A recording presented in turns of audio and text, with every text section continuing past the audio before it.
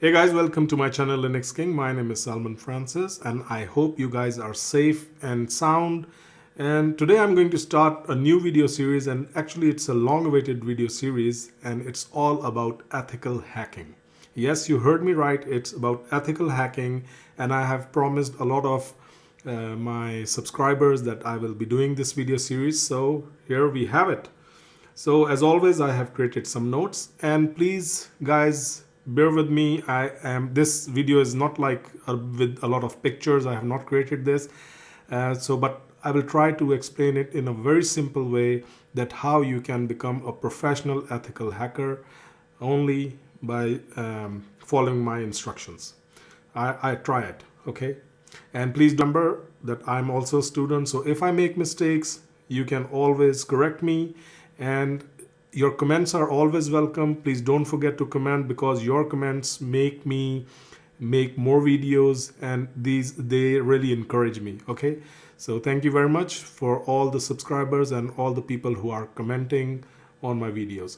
So this is a new ethical hacking course in 2020, and today this first video is about introduction and the lab setup. And before I start the course, the disclaimer: these videos are only for information and educational purpose.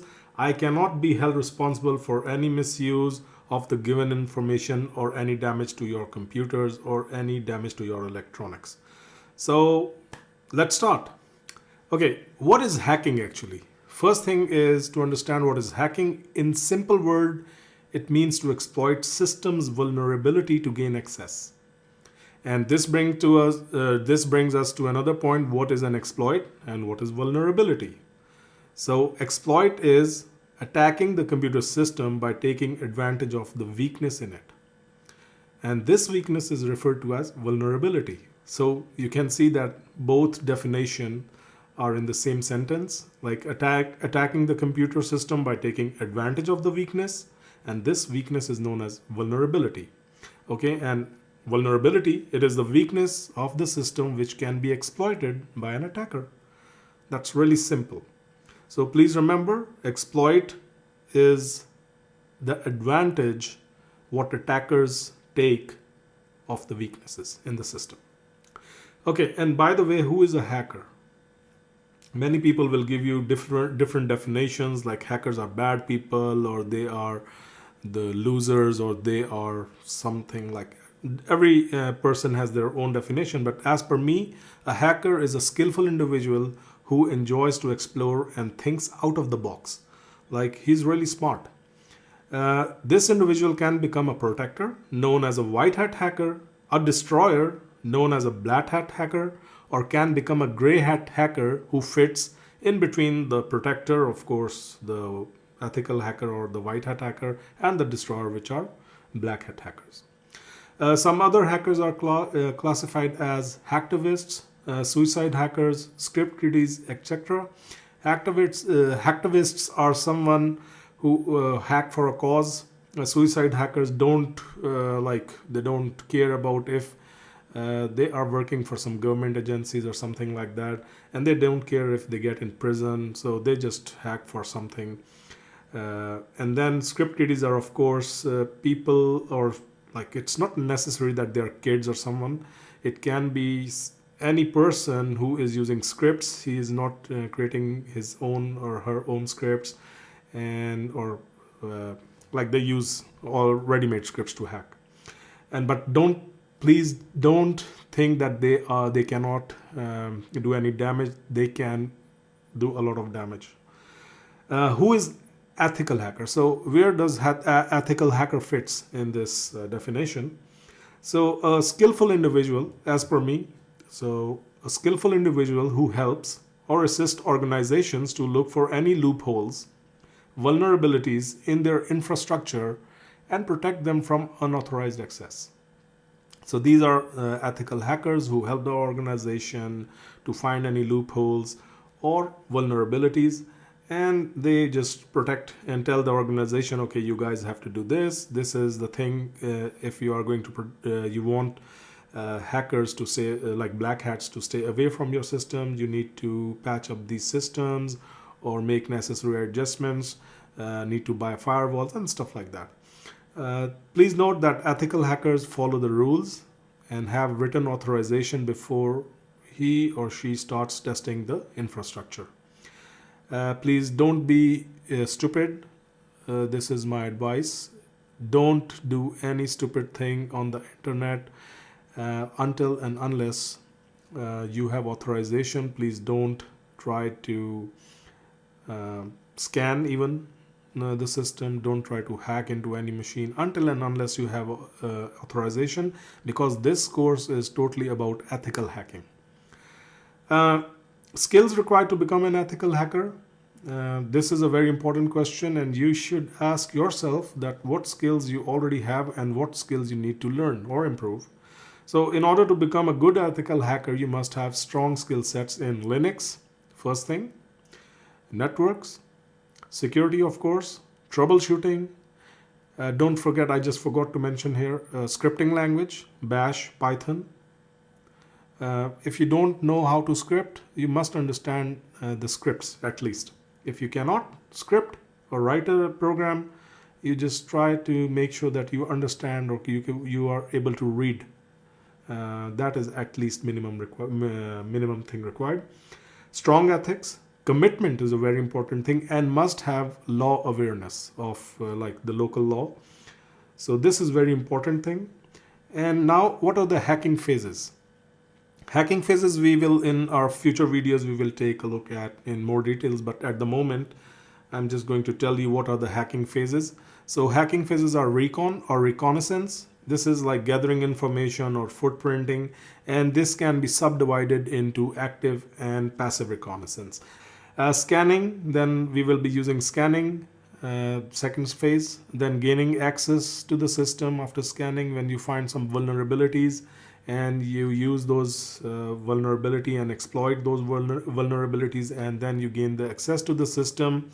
And I think I've missed here M. It's like maintaining access actually. Once you gain the access, you maintain the access so that you don't lose the access, and then you capture all the information from that system, whatever you want to do. You can also plant a Trojan there, but of course this is for black hats. But what they do is they plant some backdoors, and once this is done, they clear the tracks. And clearing tracks means like you are going to you will make sure that there are no entries in the log files, and that all those events, they are not available. So next time an administrator or any person who will log into the system is not able to trace you back. Okay guys, so that being said, we will be setting up our lab, and our lab setup is very simple, and I'll try to make this course as simple as possible. And again, I would encourage you to please comment, please write me if there's something wrong, and please do comment. Your comments are very important for me. Okay, what about lab setup? We will be using VirtualBox. We will be using CentOS 8. We will be using a site, Hub. So this is a very good site. I'll just take you to the site. Then we will be using Kali Linux, then MrLead.com, and now I'll show you how to add some VMs to VirtualBox. So let's start. Okay, first thing first, I would like to show you the site. So Kali Linux, you can download. You can go to kali.org/downloads, and from here we are going to use this one, like Kali Linux 64-bit VirtualBox. Just go to Offensive Security VM download page. Okay, and from here you can either download it for torrent, or you can directly download it as well. So this is our VirtualBox images. Okay, and you can download this one. I have already downloaded it. Also, we will be using this vulnhub.com. This is a page for amazing vulnerable machines, and we'll be using some of the machines. So what you can do is you can just click this download button, and once you click it, you can see a OVA image for VirtualBox, and you can click on download. So it's free to download actually, and anyway you can download it. It's very simple. I'll just stop it right now. Okay, then we have this mrleet.com. You can just visit this website, and then you can choose any machine. For example, I decided to download Matrix 3. You can click Matrix 3, and then it will take you to the download page, and here is the link. You can click this link, copy it in a new tab, and download it from there. So I have already downloaded these machines, and we will be downloading a bunch of other machines as well. Many people are using Metasploitable also, but at the moment I'm not going to use that. So once this download is done, what I want you to do is you will go to your virtual machine. Okay, first copy it into the VMs, to the page where all the VMs are copied. So for example, my VMs are in my home and in my VirtualBox VMs. However, over here you can see that I have already downloaded this. And Matrix, machine Matrix, let's add it to our VirtualBox. How we can do it? Once we have downloaded it, I have copied it into my VMware folder, like VirtualBox VMs, where all my VMs are present. And then what you can do is import an appliance. Okay, and we are using here Matrix OVA. Click open, and you can see that it's showing you the version, the Linux, RAM, how much it's going to utilize the RAM, the name, and then click import. And now it's importing the machine, and once it's done, you can see it has already imported, and now you can see that now this machine is available in our list. We can start it, and it's asking to change the adapter settings, and we can click on change network. I'm going to use the bridge adapter. This is my wireless, and click OK. Okay, perfect. Now it's asking to welcome to Matrix 3. This is the first time actually I'm using it, so I don't know what to do, but let's start it. Okay, it's booting. Live system is ready now. And perfect. So Trinity, I know you can hear me. I am never letting go. I can't. I just love you too damn much. So anyway, guys, this is how we are going to set up our lab. So we have already set up our lab, and in our next video, I will be showing you some more basics about what are these phases are, and what tools we will be using. So please, again, subscribe to my YouTube channel, share with your friends and family. If you like or dislike it, please do comment so I know what I'm doing, what I am creating.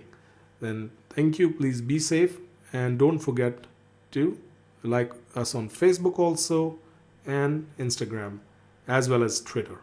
Thank you, and be safe, and God bless.